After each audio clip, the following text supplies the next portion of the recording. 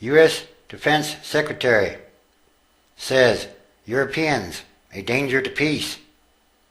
Defense Secretary Robert M. Gates, who has long called European contributions to NATO inadequate, has said that public and political opposition to the military had grown so great in Europe that it was directly affecting operations in Afghanistan and impeding the alliance's broader security goals.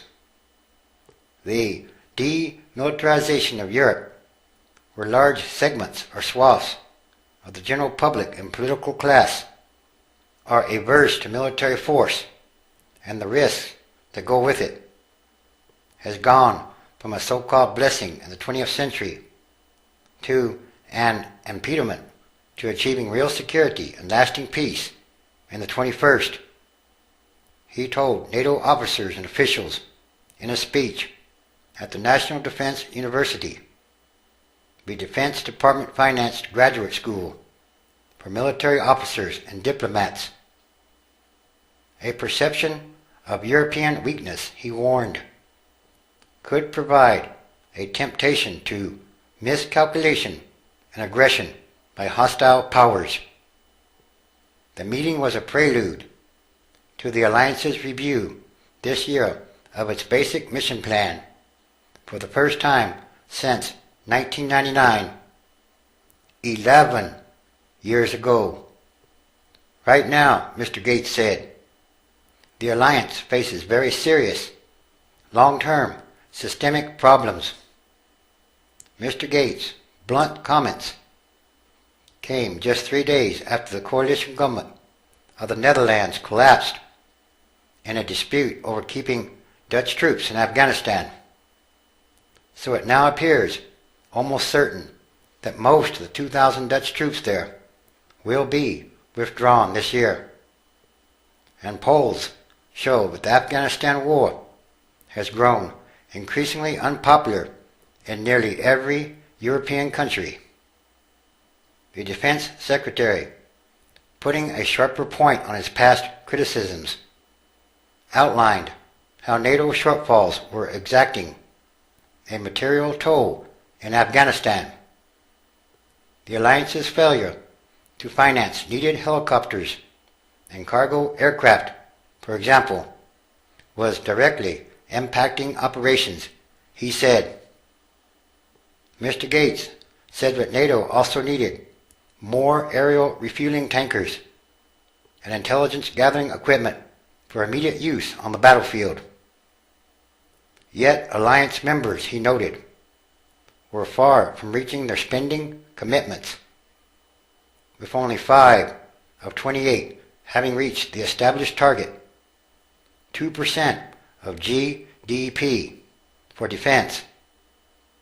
By comparison, the United States spends more than 4% of its GDP on its military, more than anybody else, practically.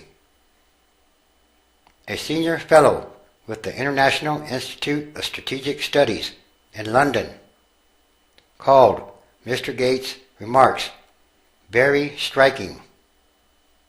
Whether this is a conscious statement to sound a real sharp warning, there's no question that the frustration among the American military establishment is serious regarding coalition operations in Afghanistan, he said.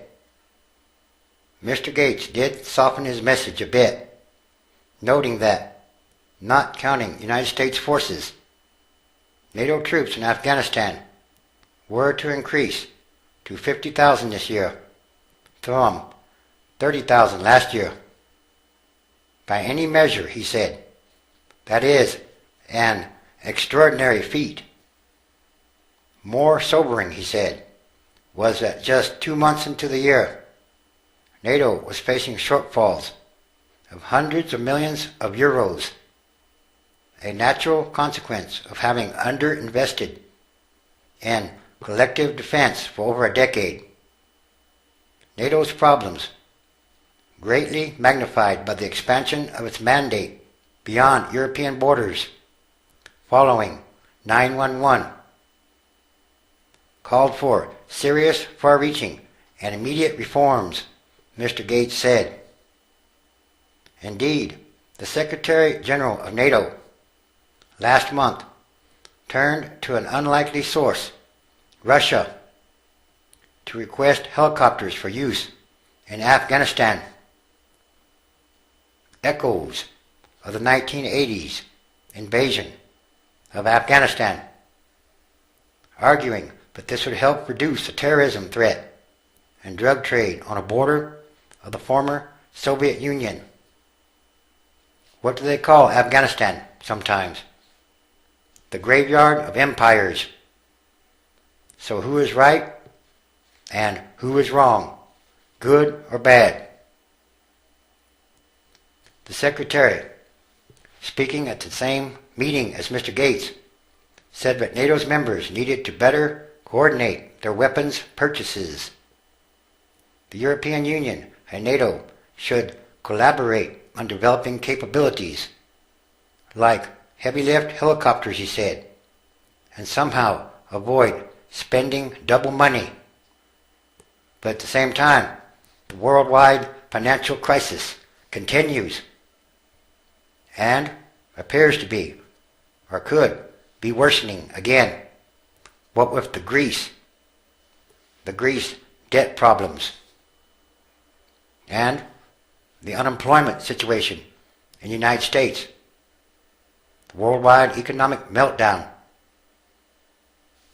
And again, there's something much more going on here. Everything is connected. Everything that must change quickly. It must change for the better. Because these are more signs of the end times transition days. It is time for the transition.